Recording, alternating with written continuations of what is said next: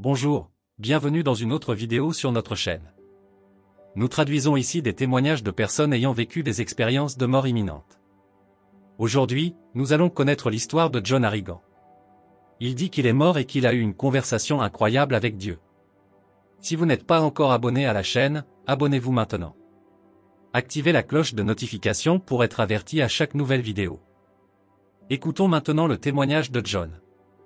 Salut, je m'appelle John Harrigan, je suis le créateur d'Immortal Now et l'animateur du podcast éponyme. Aujourd'hui, je suis là pour partager mon expérience de quasi-mort, où je me suis retrouvé au ciel, assis à gauche de Dieu, dans cet endroit miraculeux et infiniment compatissant.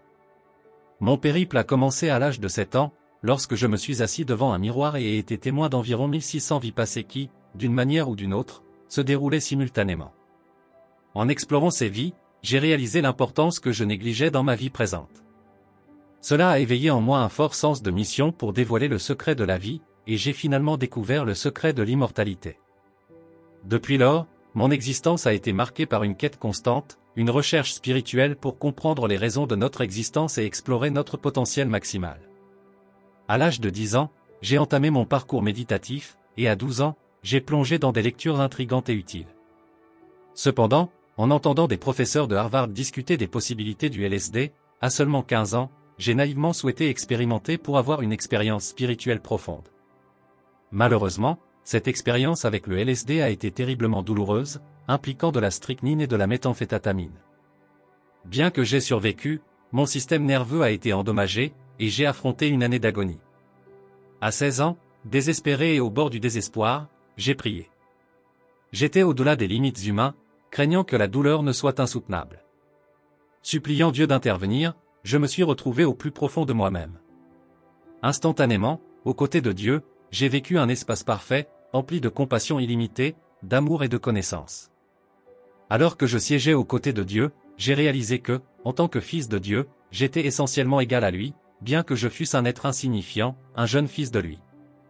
Ma conviction personnelle est que nous sommes tous des fils de Dieu, partageant la même opportunité et étant, essentiellement, la même entité. Quand je me trouvais au ciel aux côtés de Dieu, j'ai perçu l'absence de temps et d'espace. On pourrait dire que le temps était infini, bien que j'étais jeune et que Dieu ne l'était pas. D'une certaine manière, le temps semblait être déterminé par la plénitude de l'être divin. On ne connaît pas exactement l'étendue de son existence. Bien que je sois maintenant sur Terre, j'ai imaginé qu'il y avait différentes possibilités, en tenant compte de la physique et des théories des mondes multiples. Aujourd'hui, on croit possible l'existence d'un nombre infini d'univers, où tout ce qui peut se produire se produira réellement. Sans vouloir embrouiller l'esprit, c'était cette sensation quand j'étais là. Ce que j'ai vu était simplement une lumière blanche pure. Il semblait que c'était l'intention de Dieu pour moi. Il ne voulait pas me guider à travers différentes variations du ciel, différents niveaux ou manifestations que d'autres personnes rapportent dans leurs expériences de quasi-mort. J'ai pensé qu'il y avait une raison spécifique pour ma vie et ma mission, où Dieu n'a révélé rien d'autre que mon âme et la plénitude de ce ciel illimité. Le mot « illimité » est crucial ici. J'y suis resté, et cela aurait pu être pendant des décennies ou des ères, car il n'y avait pas de temps. Cependant, je n'ai jamais quitté mon corps, je suis resté au lit tout le temps. Après ce séjour luxueux aux côtés de Dieu, en tant que Dieu, j'ai commencé à me réintégrer à mon corps. Je n'en suis jamais sorti, mais j'ai concentré mon attention sur le corps et, lentement, l'expérience céleste avec Dieu s'est transformée en une expérience du ciel sur terre. En me recentrant sur ce monde, j'ai ramené avec moi la conscience de Dieu et la réalité du ciel. Ce n'était pas mon moi égoïste qui l'a apporté, c'était le résultat naturel de l'expérience. En revenant dans ma chambre, j'ai commencé à percevoir mon corps lentement comme cet être parfait, avec la conscience de Dieu. C'était une expérience miraculeuse, incroyable, enthousiaste et merveilleuse. Alors que je partage cela maintenant, je me sens là-bas à nouveau, en te parlant. Sur Terre, tout comme au ciel, je suis resté connecté à mon corps, réitérant cette explication. En revenant, mon corps physique était rempli de toute la présence céleste, de l'énergie de la conscience de Dieu. De retour dans mon lit, j'ai commencé à réfléchir aux personnes de ma vie qui rencontraient des difficultés, y compris ma sœur aînée, qui traversait des défis difficiles. Au moment où j'ai pensé à elle, tout l'amour illimité, la compassion et la divinité du ciel ont coulé à travers mon corps vers ma sœur et vers tous les problèmes terrestres. Dans cette conscience divine illimitée qui se manifestait à travers moi, j'ai réalisé que ce n'était pas moi, et expliquer cette réalité est quelque peu complexe. La meilleure comparaison serait lorsque nous tombons profondément amoureux de quelqu'un, ressentant une union intense avec cette personne tout au long de la relation. Je suis un peu émotif, pas exactement en train de pleurer, mais c'est quelque chose de puissant. Je suis toujours en train de traiter cette expérience. En parlant de l'amour humain, où nous pouvons le vivre, le défi est que, dans les relations humaines, nos imperfections, nos désirs et nos jugements peuvent s'immiscer. De par mon expérience, oui, nous pouvons nous perdre en chemin dans une relation humaine. Cependant, c'est un sujet pour un autre moment et une autre discussion.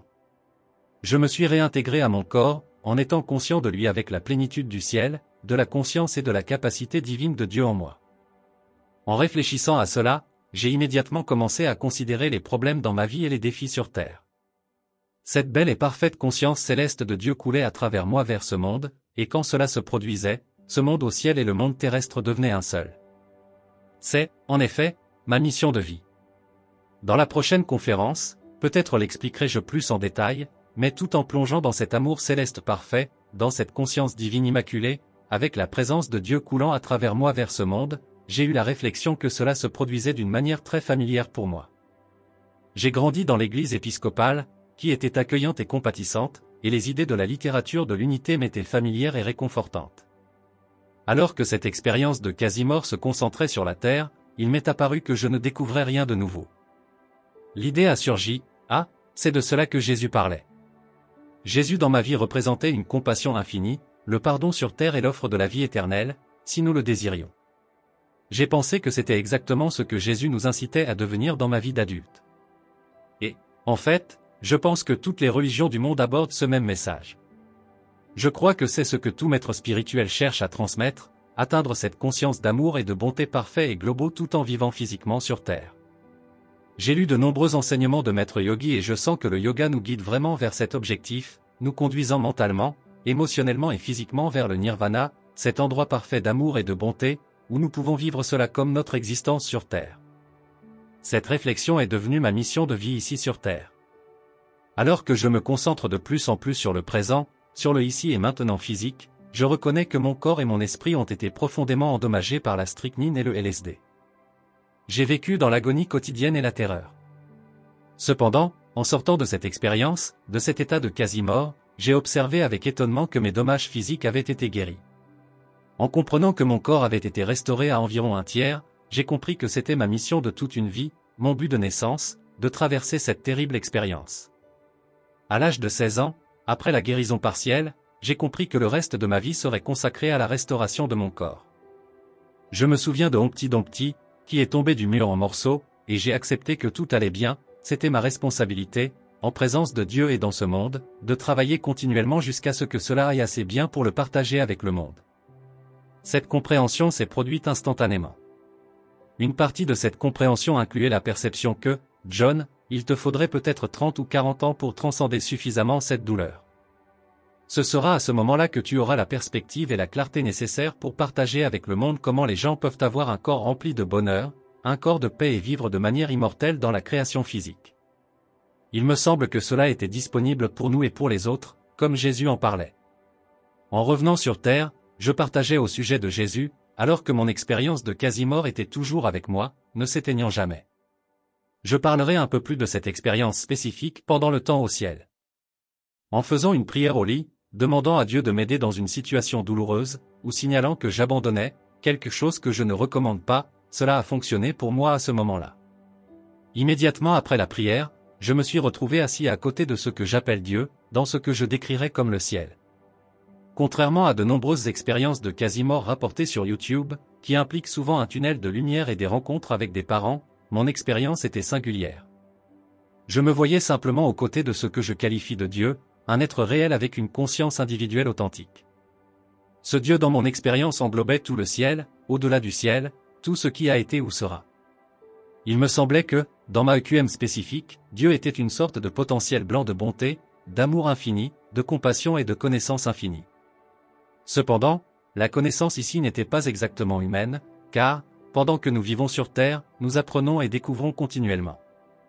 Au ciel, j'ai réalisé que, à mesure que nous faisons de nouvelles découvertes, ces pensées se développent en une nouvelle personne, étant tous, d'une manière ou d'une autre, une partie de Dieu d'une manière indescriptible en termes terrestres, transcendant le temps et l'espace. En ce lieu céleste, il n'y avait ni temps ni espace, et la conscience était plus immédiate et présente que la vie sur Terre.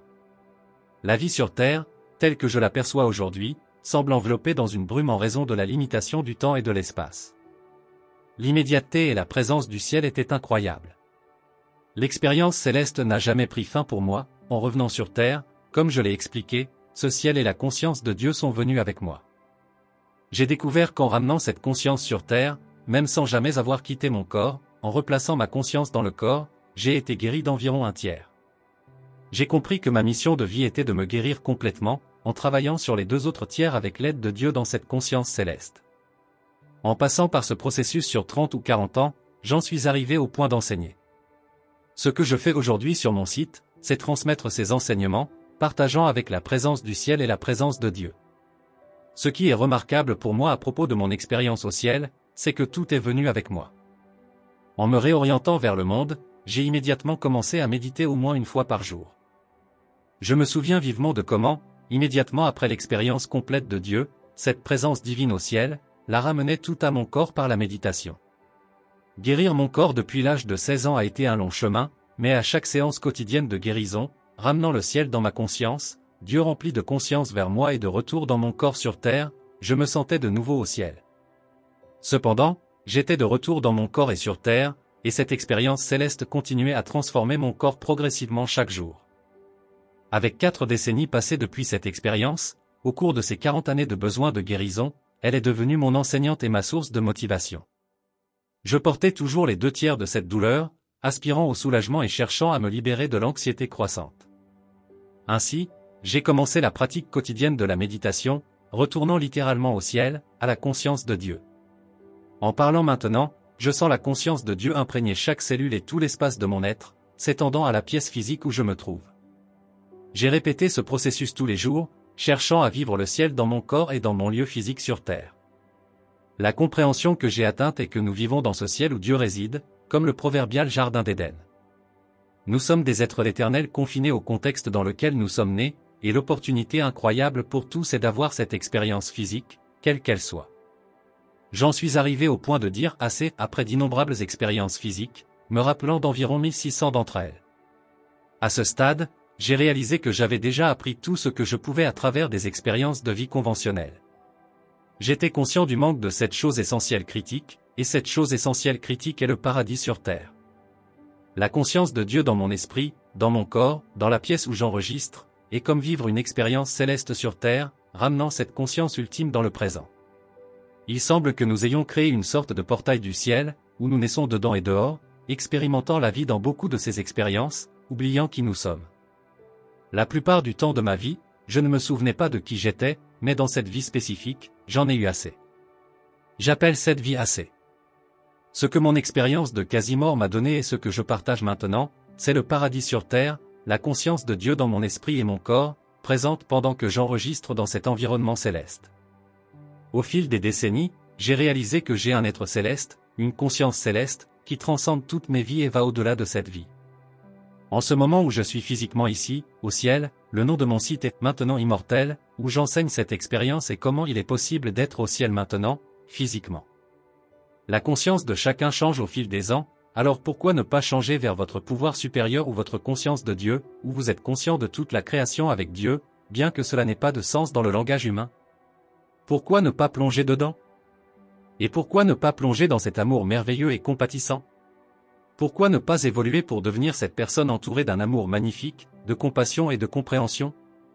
Pour l'instant, je ne pense pas à la mort, je vis simplement dans cette conscience céleste.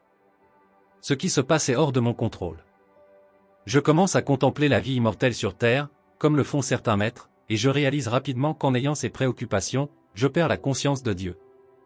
Cependant, la bonté de cet endroit parfait, aimant et compatissant de Dieu, que j'ai apporté avec moi dans ce monde physique, reste dans mon corps, mon cerveau et est toujours là.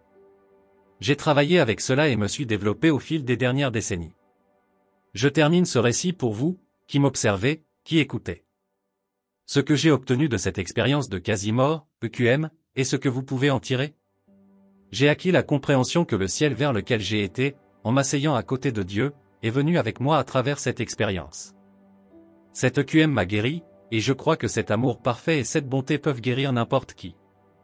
Avec le temps, au fil des décennies, je me suis rapproché de plus en plus du moment où j'ai pensé que je devrais enseigner cela pour que chacun puisse vivre l'expérience céleste sur Terre. Nous pouvons tous contribuer à transformer la création en un lieu céleste en changeant un peu en nous-mêmes, en cultivant de meilleures pensées et en étant conscients de comment nos actions nous affectent ainsi que les autres.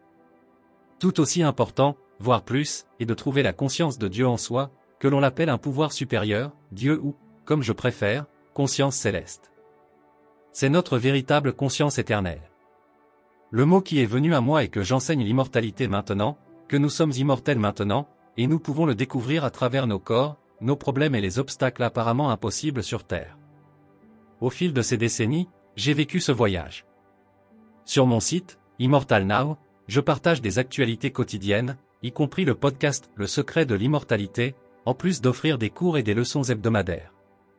Découvrez tout cela par vous-même sur le site Immortal Now.